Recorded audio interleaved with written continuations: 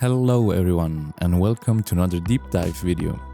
Today we're looking into one of the most talked about features in Star Citizen, ship modularity. We'll go through the history and the current ship lineup and what makes modularity in Star Citizen more than just a buzzword.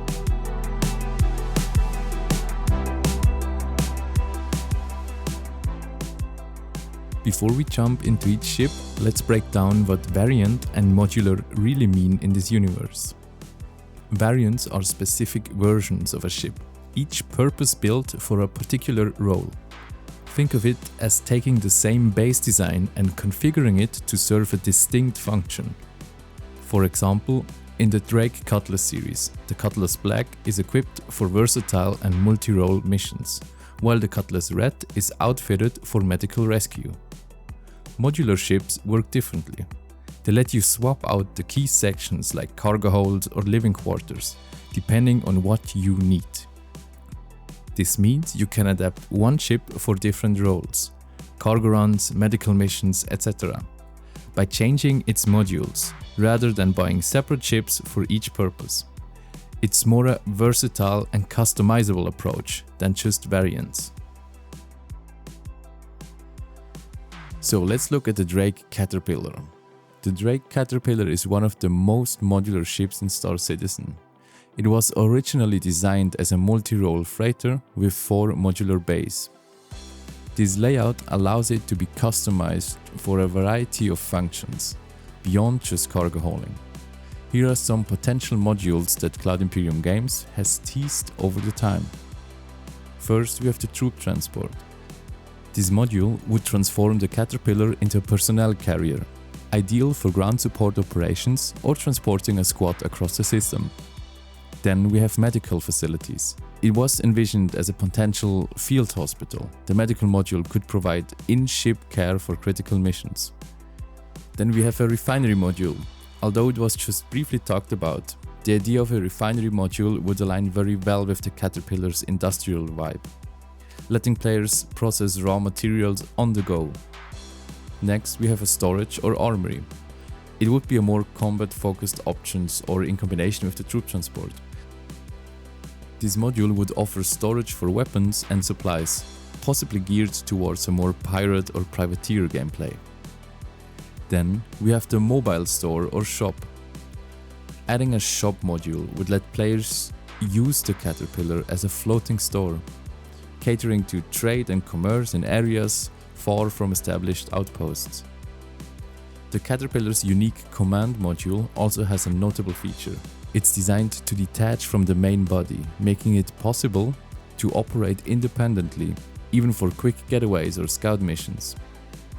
This, combined with its flexibility, has made the Caterpillar popular for both legitimate or more grey area activities. To get a closer look at the Caterpillar's modularity, CIG showcased it in its early videos, such as Dirty Ships, Modularity and UI updates, and for the developers episode 12. Keep in mind that these videos are almost 8 years old. What we're looking at right now is kind of variant. So like at first we're like, all right, well, so this is kind of the smaller one. We're like, all right, this is way too small. We're not gonna fit enough cargo in there. We told the community that the cargo was gonna be over 500. So let's start looking at some of the modules. We showed you the cargo module.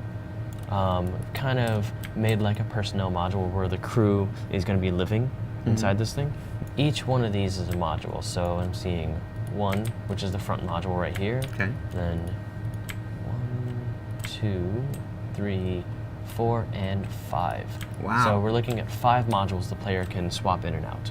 So 5 body modules and then 1 front module? Mm-hmm. So for a total of 6 modules? Yes. Wow, okay. So, start going through like some of the concepts that we've been working with was kind of an armory. So if you're going to be setting up for troops, then you want to have like, you know, a barracks personnel thing so you can fit more people in. Then we have a workshop that's basically a shop.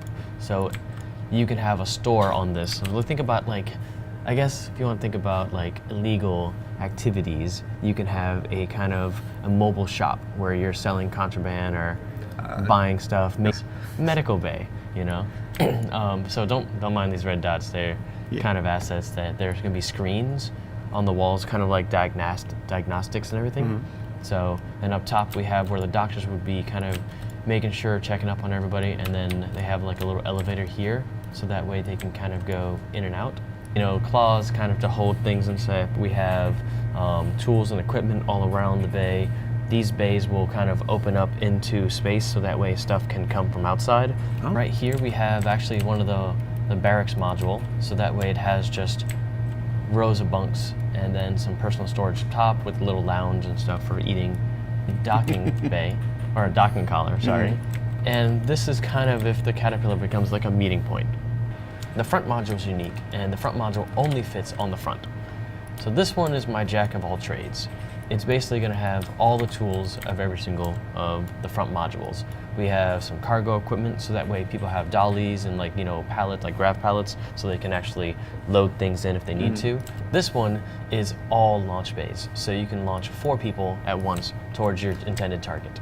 So you can rescue 4 people? Yes, it's like rescue divers. This one's going to be more cargo. So this one has all the cargo equipment where, of course, the mags and everything like that. It has 1 EVA to help out with cargo and grabbing things in space.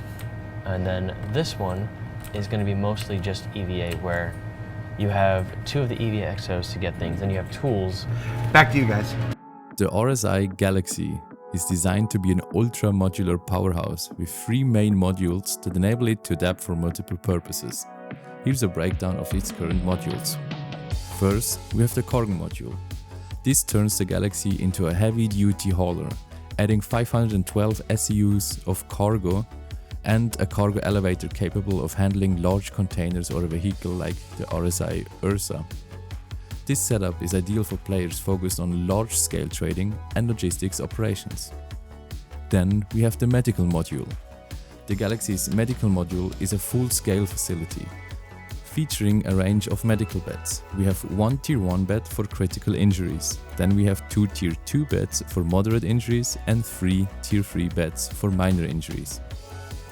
This enables the ship to serve as a rescue and medical response unit in dangerous areas, where players might need serious medical support mid-mission.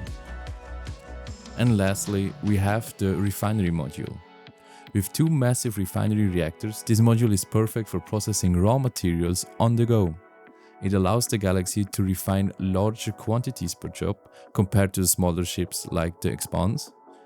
And it includes storage for both raw and refined materials, making it invaluable for players in mining operations or resource management. At CitizenCon 2023, CIG also teased a base building module for the Galaxy. With the Galaxy, you can build small to large structures. Initially, this module was shown as a potential future addition to allow the Galaxy to construct small to large structures on planetary surfaces.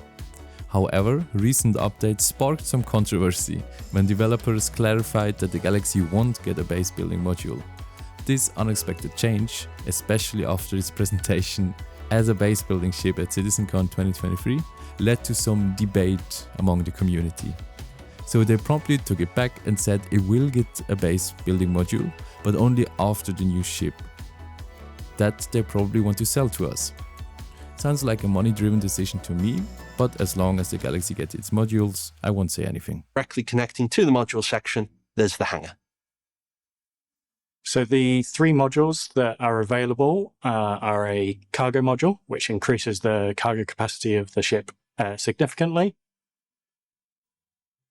There's a refinery module, which it's got a sweep mechanism with the underneath where the cargo ramp opens, and we've got the saddlebag deposit. So this thing's going to work really well with something like a prospector. And then the last one is a medical module. The medical module is split into 2 halves. So in the very center, there's a lift that'll bring you up. So if there's anyone injured in a vehicle, you can get them straight into the actual medical wings. Alternatively, you can use the hangar at the back to fly someone in and unload them into the actual Galaxy. Inside the actual medical wing, you have an assortment of different tiered med beds for whatever injury the person might have sustained. Although it's been a while since we've showed off a modular ship or released any new ships that were modular, it isn't something that we wanted to move away from. Modular ships have a unique place in the universe because it helps push the multi-crew and multi-role ship. It's part of the reason why there's been less emphasis on multi-role ships in the universe recently.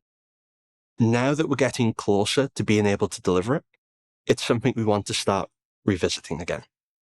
The RSI Galaxy is perfect for a group of friends who want to be able to try lots of different aspects of the game and not limit themselves to. The MISC Starfarer was pitched with limited modularity focused on its fuel transport capabilities. Its main modular feature is an external fuel pod that can be swapped out for a store-all cargo container, allowing the Starfarer to carry standard cargo instead of fuel. This modular system adds to the flexibility and enabling it to serve either as a dedicated tanker or cargo hauler, depending on the mission's needs. Though simple, these modular options give the Starfarer utility in logistics, whether in combat or peaceful operations. The Anvil Carrack is one of those ships that practically beg for a closer look, especially when it comes to its mysterious modularity. So, here's what we know so far about the Carrack's 3 modular slots. The Carrack currently has 3 spaces under its hull meant for modular additions, but the exact type of modules that could fill those slots remain unknown. Right now, these slots are filled with placeholders, cargo pods, without functioning doors, by the way. But that's about all we've seen so far. The possibilities seem endless. But without official details, it's all just guesswork. So for now, the Carrack's modularity remains one of Star Citizen's most intriguing blank slates. Here are some old videos where they talk about the Carrack. Against that, on the bottom here we have 3 modular pods that can be fitted as science stations, extra fuel tanks, potentially hold cargo, medical stations, and these are pods that detach from the ship. And lastly, the Aegis Retaliator. The Retaliator is a standout in Star Citizen for its fully functional modularity, allowing pilots to customize the ship for various roles. It features 2 central bays, a front and a back one, or bow and stern. It can be outfitted with different modules to suit the mission's requirements. Here is a breakdown of all available modules. First, we have the torpedo bays. In its default military configuration, the Retaliator is equipped with torpedo bays. The forward bay houses 4 torpedoes, while the rear bay accommodates 2, making it a formidable bomber capable of taking down capital ships even. Then we have the cargo modules. By replacing the torpedo bay with cargo modules, the Retaliator transforms into a secure transporter. Each module includes a lift platform that lowers to the ground for easy loading and unloading. The front module holds 38 SU and the back holds 36, so 74 SU in total. Next we have the living quarters. These modules convert the Retaliator into a mobile living space, complete with amenities like retractable dining tables, holoscreens, personal storage and drink machines. This configuration is ideal for long-duration missions where the crew comfort is a priority. It would basically make a tanky camper with tons of guns. Then we have a dropship module. This module equips the Retaliator to transport up to 12 troopers, featuring seating with safety harnesses, weapon storage units, and it's designed for rapid deployment of personnel in a combat scenario. The modular bays can be configured independently, allowing for combinations like a forward torpedo bay and a stern cargo module, providing flexibility to adapt the ship for diverse mission profiles. This versatility makes the Retaliator very unique. And by the way, it's the only ship which has modularity in the game right now.